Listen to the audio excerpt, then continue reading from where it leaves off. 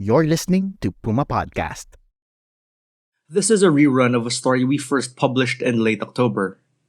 It's an audio tour of the iconic Loma Cemetery in Caloocan and Manila. We're releasing it ahead of the commemoration of the 127th death anniversary of our hero, Dr. Jose Rizal. But did you know that Rizal didn't get his final wish? He wanted a simple burial at Paang Bundok, which later became Loma Cemetery.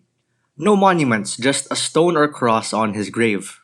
But back then, non-Catholics and Filipino insurgents couldn't be buried there. It was managed by the Catholic Church.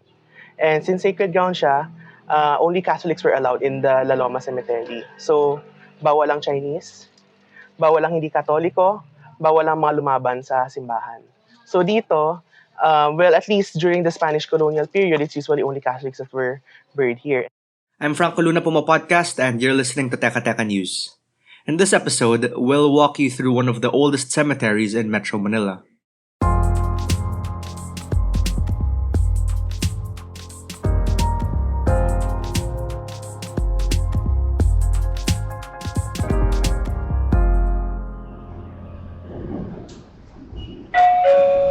Arriving at Recto Terminal Station. Paparating na sa Recto Terminal Station. Recto Station, last station po. Mga lolo ng Recto Station, last station po. Sinong una, first time dito sa La Loma? Okay. All of them. All of them. Understandable because based from experience, if we talk about La Loma, hindi masyado siyang kilala compared to its neighbors, the Manila Chinese Cemetery and the Manila North Cemetery. So La Loma Cemetery is actually one of the three triumvirate cemeteries in Santa Cruz, Manila. So that's La Loma Cemetery, Manila Chinese, and Manila North. So that is the necropolis in the middle of Metro Manila. You just heard heritage advocate Stephen Pamorada, who co-owns the Escolta-based concept store The Heritage Collective. He was introducing the walking tour to one of the oldest cemeteries in the Philippines. In case you're wondering about the name, La Loma means broad-topped hill in Spanish. The cemetery, which is located on a hilltop in the district of the same name, dates back to the 1880s. Originally known as the Cementerio de Binondo, it got its current name in 1884. It was established in response to the need for a new cemetery outside the walled city of Intramuros, as existing cemeteries within the city were becoming overcrowded. Through the years, the La Loma Cemetery, which was at the time in a rural area outside of Manila, it conveyed a sense of exclusivity. Also in the cemetery are these grand mausoleums that are the resting places of many different socialites in Philippine history. And also some others that are lesser known, but when you look at the background of these people, you'd later notice an interesting aspects or connections between them and the Manila that we know today. The cemetery was designed by the Spanish architect Ramon Noval, who also designed other notable buildings in the Philippines, like the Quiapo Church and the San Sebastian Church.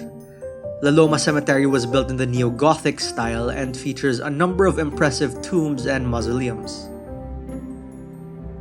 Welcome to Millionaire's Row. Totoo yan. Pero technically, wala man siyang pangalan. Ako lang nagbinyag niyan.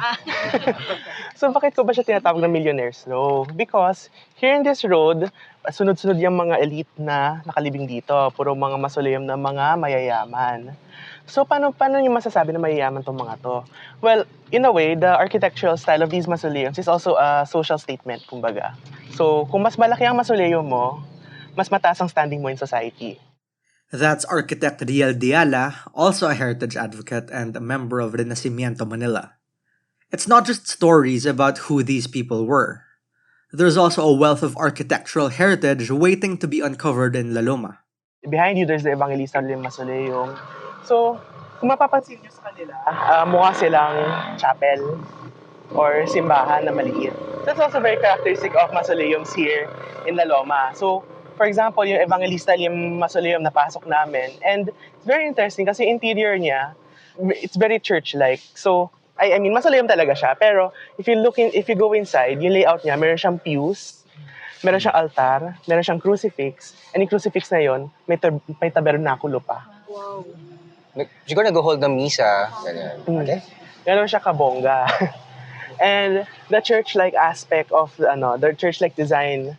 One of the most remarkable aspects of the tour for me was the comprehensive representation of various artistic styles and design philosophies throughout La Loma Cemetery. Okay, so where we are now is the Mausoleo di Santo Entierro. Santo Entierro meaning the dead Christ. So, not much is known about this structure. We couldn't find enough information, and the information we've seen is hearsay. Sabi nila, pagmamayari daw to ng mga pare that we cannot verify. But this building is one of the older structures here in the Loma. Certainly a pre-war structure, probably built in the 1920s or 30s. And it is designed in the neoclassical style of architecture. Kapag sabi na natin neoclassical, those are the integration of columns, the design, to imitate the classical structures like the Romans and the Greeks and the Romans. The cemetery is also home to a chapel, the Capilla de San Pancracio, which was completed in 1892. That's significant because of a certain belief the people of that time had. Kung nakalibing kayo malapit sa simbahan, closer to the church, mas nadadasalan kayo, mas may chance kayo na makapunta sa langit. Mas mas marami kayong ligtas points. Tama.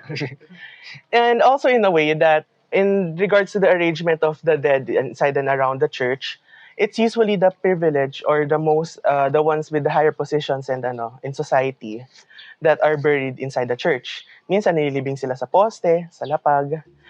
In the case of Angeles City, ang ginagawa nila is yung lapida ay nasa wall, while the body, the corpse, the skeleton is on the ground. Architect Riel says that back then, cemeteries weren't just gloomy graveyards. They were parks where Filipino families went together to chill and unwind. It was only later on that cemeteries got the reputation of either being scary or sad places. But aren't we missing out on a lot of the interesting stories because of this? Shall we call its notoriety? They have a term for this collection of historical anecdotes: funerary heritage. So this is what we call, again, funerary heritage. Para kasing ang maganda sa mga libingan. Kasi imagine nyo, sila talaga mismo, nandoon sila. As if you are parang saying hi to them and meeting them really in person because the remains are really right here. So parang more on, nagbibigay pugay tayo. Ano yung mga nagawa nilang legacy sa buhay nila? We're pausing for a quick break now. When we return, we'll take you around the rest of the Loma Cemetery.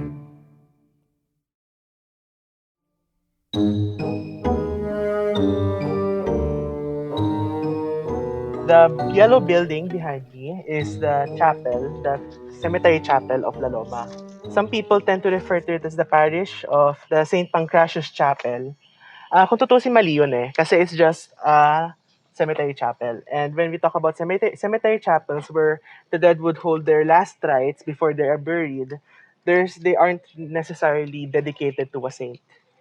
So, this church behind me, this was built in 1884 as prescribed on above the portal. 1884, Beati Mortui, something in Domino Moriuntur. Blessed are those who die in the Lord. Again, that's architect and heritage advocate Riel Diala. The cemetery doesn't just house a lot of historical names. It's also a site of a lot of important events in our nation's history. So, there were two major battles that happened here in La Loma. The first was the Battle of La Loma. That happened during the Philippine-American War between General Arthur MacArthur Jr. and General Antonio Luna. And the major who was under General Antonio Luna by the time was Major Jose Torres Bugallion. It's also witnessed the darkest moments of our history. In fact, that when Bugallion died in the Battle of La Loma, inayakan pa ni Antonio Luna yung bangkay ni Jose Torres Bugallion. The second battle that happened here was the Battle of Manila during the Second World War, 1945. Yun. So, ang nangyari dito sa La Loma was it was utilized by the Japanese as an execution site. So, ang gagawin nila, dadalhin nila dito yung mga mga prisoners of war nila, dito po nila i-execute, papatayin. And a lot of these, if not all of them, tinambak na lang dito sa La Loma. And until now, we are not particularly sure where their graves are. In a way, you might be carrying a piece of La Loma in your wallet. In fact, one person who was killed here, who was executed here by the Japanese, and we still don't know where her grave is Josefa Lianes Escoda, the founder of the Girl Scouts of the Philippines. Sino may mga 1,000 peso bills here? Sana all. Sana all. Joke lang. Hindi, may tatlo doon. Sino yung tatlo nandun? Si Liv, Jose Abad Santos, Josefa Escoda. Josefa Escoda, of course, and then Vicente Lim. Lahat ng mga katawan nila, hindi mahanap exactly kung saan sila nakalibing. That's also why heritage advocates oppose the redesign of the 1,000 peso bill. A redesign would cause those three names to be forgotten. There are a few historical names there that you might recognize too. Just to name a few, Cayetano Arellano, the first Supreme Court Chief Justice of the Philippines. Tomas Mapua, the first registered Filipino engineer. Businessman Carlos Palanca Sr. of the famous literary awards and what is now Ginebra San Miguel. A lot of architects call La Loma their final resting place too. Buildings like Far Eastern University, the Manila Metropolitan Theater, Santo Domingo Church, and Quiapo Church were all designed by Filipinos buried in La Loma. Even a few names related to national heroes, perhaps ones that deserve just as much recognition too, are also buried here. Sino ba si Andres Luna de San Pedro? Alam niyo ba kung ano yung mga gusaling dinisenyo niya sa throughout history? Like, have you guys been to Escolta? Okay. Okay, Regina Building, First United Building, which is the Perez sa Manilo Building. And kung halimbawa, si Juan Luna, meron siyang spolarium. Ang spolarium na version ni Andres Luna de San Pedro ay yung Crystal Arcade. Na located din dati sa Escolta, na yun yung first air-conditioned building in the Philippines, a precursor to what we now know as shopping malls. Andres Luna de San Pedro is a master of the Art Deco style of architecture. So when he designed the First United Building, nang tinayo ang First United Building in 1928, it was hailed as the best office building in Manila. So that's how special his design for the First United Building was. He also expanded the Regina Building, which used to be this small concrete structure designed by Felix Rojas y Arroyo. What Andres Luna de San Pedro did was that he expanded the structure towards Pasig River and the Estero de la Reina. This is all to say that La Loma Cemetery is a valuable historical and heritage site that is worth visiting. On our walking tour, we stopped at one tombstone, and it was an incredibly personal stop for architect Riel, one of our tour guides. Yung may picture dyan, yan yung may salamin na kapinto, that's my kuya kasi. He died in 2011, and his manner of death was quite brutal. Binalita pa yun sa news in 2011. So, ang nangyari sa kanya, nakatayo siya sa gitna ng LRT. If you're familiar with San Isidro Parish, along Tatabing in Pasay, yes. My brother was standing in the middle of the center island. Tatawid sana siya. Biglang, meron isang tanker ng gas. Yung nagdadala ng gasol. Gusto niyang i-take over yung bus na nasa harapan niya. Hindi niya alam na meron pa isa pang bus sa harap. At ang nangyari, tinake over niya yung bus na yon. Sumama siya dun sa isa pang bus. Dumiretso siya dun sa pillar kung saan nakatayo yung kuya ko. Ngayon, birthday niya ngayon. 1990 siya pinanganak. 33. He would be 33 years old today. At the end of the day, ang mga sementeryo hindi lang naman pisikal na obituaryo.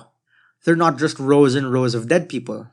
Each one has its own history and a story worth telling, especially in heritage cemeteries like La Loma. Take the Manila North Cemetery for instance, kung saan may section for aborted babies at mga maliliit na bata na namatay nang hindi pa baptized. The problem is many of these colonial-era cemeteries have fallen into disrepair. Take the main chapel, for example. It did survive the Second World War, and later on, it was also the temporary building of the parish of St. Pancratius. However, later on, in the 1960s, the parish was able to construct a newer structure nearer Avenida Rizal because it was more accessible. So, dun sila ngayon. And for the longest time, this chapel was abandoned. Though it was periodically opened, binubuksan siya November 1 and November 2. So, pwede nyo pasukin usually during those dates. Pero for the rest of the year, mostly it's closed. Even the mausoleums are clearly in dire neglect or are, pardon the pun, gravely endangered, partly due to natural disasters, partly due to vandalism, and partly due to misinformation. Water moisture goes inside the stone and it leaves the stone. Kapag tinapalan niyo po yan ng semento or ng konkreto, that moisture gets trapped in the stone. That's why what happens is that kung tinapalan niyo ng semento, mukha siya okay on the outside, pero the inside, kinakain na pala ang bato. Kaya nasa-disintegrate yun at talagang eventually nasisira siya. Beyond their dilapidated physical state, hardly any of the tombstones had any flowers for the dead when we visited in mid-October, a couple weeks before Undas. Caretakers said they don't get many visitors, even from the families of the dead. And maybe the bigger story in the Loma is not just the ways we remember or forget the dead. The cemetery also reflects values and norms we hold as people. And no, I'm not just talking about religious beliefs, but also how we view art and beauty, class and social status, family and kinship, among other things. Here's Architect Riel to close our audio tour. Yung mga dinaanan natin kanina, people with illustrious names, people na may these socialites with these grandiose mausoleums. But then again, what about those na hindi natin nadadaanan? What about those na hindi natin pinapansin? What about those that we don't tend to refer to as heritage? It goes to show then that everyone, each and everyone, from the people with the tallest and most grandiose mausoleums, to the people who are to the people of low stature in society na nakalibing sa mga kolumbaryo, everyone here in La Loma has a story. Regardless whether historical figure ka or everyday person or mahirap ka, lahat tayo may storya dito. Lahat ng patay dito may storya. And regardless of social stature or titles or whatever standing society it is, everyone here in the Loma deserves respect. And that was today's episode of Teka Teka News. Again, I'm Franco Luna. This episode was edited by Freddy Blanco. Our Teka Teka News executive producer is Jill Caro, and our senior editor is Veronica Uy. If you found this episode useful or interesting, share it with a friend, help Teka Teka News reach more people, and keep the show going. Thanks for listening.